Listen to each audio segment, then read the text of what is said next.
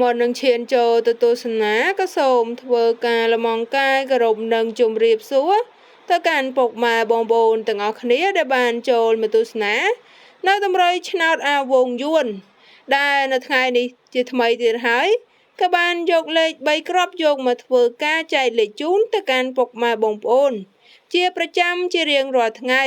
ប៉ុន្តែពុកម៉ែបងប្អូនសូមកុំភ្លេចជួយចុច Subscribe ហើយនិងដាក់នៅសញ្ញារូបកណ្ដឹងដើម្បីទទួលបាន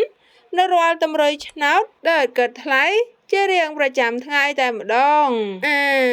វងសូមលេខអត់ឆោតអូខ្ទង់20អា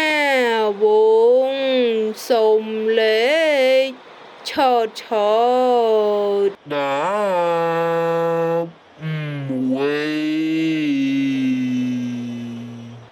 ាវងសូមលេខឆោត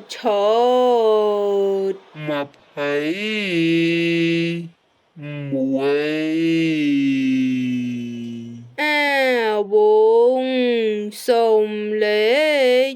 ឆោតអាចមកសួ